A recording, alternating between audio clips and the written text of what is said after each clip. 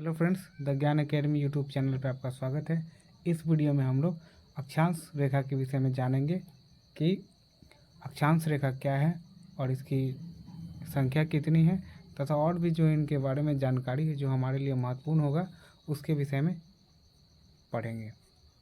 सबसे पहले क्या कर रहा है कि ग्लोब पर पूर्व से पश्चिम की ओर खींची गई काल्पनिक रेखा को अक्षांश रेखा कहते हैं। ग्लोब पर खींची गई काल्पनिक रेखा को अक्षांश रेखा कहते हैं, जो पूरब से पश्चिम की तरफ खींची गई होती है। तो वो कैसे होगा? अगर हम उसको इस तरह देखें तो ग्लोब पर पूरब से पश्चिम की ओर खींची गई रेखा को अक्षांश रेखा कहते हैं। इसकी संख्या कितनी है? तो 179 है। इसकी संख्या असल में 181 होती है, लेकिन जो ध्रुव वृत्त होता है, ध्रुवीय वृत्त जो होता है, उसको नहीं काउंट किया जाता है, जिसके कारण इसकी संख्या 179 रह जाता है। यह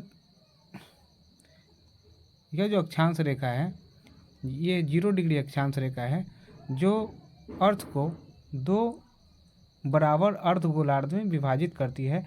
ऊपर वाले भाग को नॉर्थ या उत्तर बोलेंगे और नीचे वाले भाग को साउथ या दक्षिण बोलेंगे। ये जो है 0 डिग्री से ऊपर यह 90 अक्षांश रेखा खींची जाती है और दक्षिण में भी सब सेम होगा। इस तरह से दो अक्षांश के बीच की जो ये जो होते हैं, इनको डिग्री बोला जाता है। जो अक्षांश रेखा हम खींचते हैं ना, उनको डिग्री से संबोधित किया जाता है। दो अक्षांशों के बीच का जो डिग्री का अंतर होता है वो कितना होता है? 1 डिग्री का अंतर होता है। अगर किलोमीटर में बात करें, ये जो अक्षांशों के बीच का जो दूरी होगा उसमें किलोमीटर की बात करेंगे तो 111 किलोमीटर होता है। इस तरह से हम लोगों ने देखा कि 111 किलोमीटर होता है। फिर आगे चलते हैं। 0 डिग्री अक्षांश रेखा पृथ्वी को 0 डिग्री अक्षांश रेखा जो पृथ्वी को दो गोलार्धों में विभाजित करती है। एक को क्या बोलते हैं? उत्तरी गोलार्ध, और दूसरे को दक्षिणी गोलार्ध बोलते हैं। इसी तरह से फिर देखेंगे कि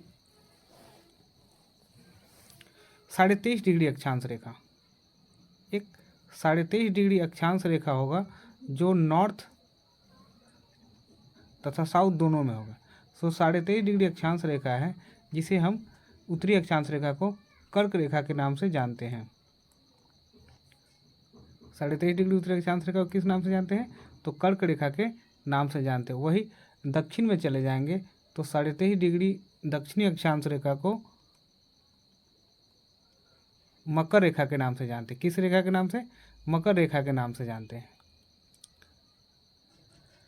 और फिर चले थोड़ा सा और आगे चलेंगे तो देखेंगे क्या कि 66.5 डिग्री उत्तरी अक्षांश रेखा को आर्कटिक वृत्त के नाम से जानते हैं।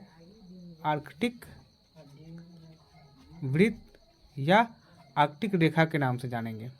उसी तरह फिर दक्षिण में चलेंगे तो 66.5 डिग्री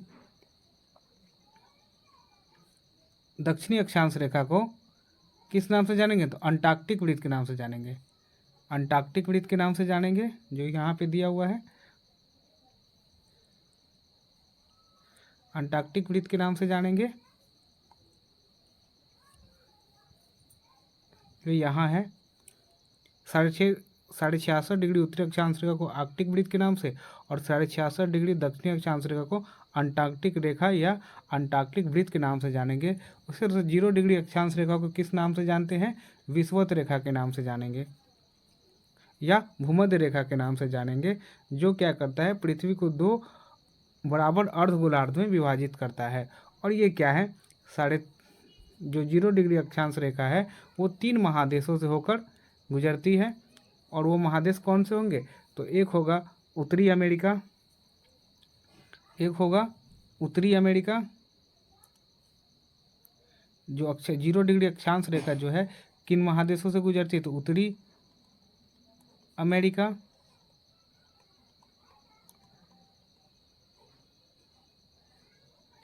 उत्तरी अमेरिका, अफ्रीका तथा एशिया। फिर कर्क रेखा, कर्क रेखा किन महादेशों से होकर गुजरती है? तो कर्क रेखा जो गुजरती है किन महादेशों से होकर? तो उत्तरी अमेरिका, अफ्रीका और एशिया से। मकर रेखा की बात करें तो मकर रेखा दक्षिणी अमेरिका, अफ्रीका और ऑस्ट्रेलिया से गुजरती है। इस प्रकार हम लोगों ने देखा कि अक्षांश रेखा जितने महत्वपूर्ण रेखाएं थी जिनके बारे में हम लोगों ने पढ़ा, अगर और कुछ अक्षांश रेखा में बच जाएंगे तो मैं इसको अगले वीडियो में डाल दूंगा। इसके बाद हम लोग देशांतर रेखा को पढ़ेंगे। इस तरह से हम लोग आगे चलते रहेंगे और आप हम लोगों से जुड़े रहिए। जितनी सारे फैक्ट होंगी उनको मैं आप लोग के सामने इसी तरह से वीडियो के माध्यम से पहुंचाने का काम करूंगा। अगर आपको वीडियो अच्छा लगे तो लाइक करें, कमेंट करें, साथ में सब्सक्राइब भी करें। और किसी वीडियो की आपको आवश्यकता पड़ी तो आप मेरे कमेंट में जाकर कमेंट सेक्शन में आप कमेंट करें, मैं उस पर वीडियो बनाने की कोशिश करूँगा।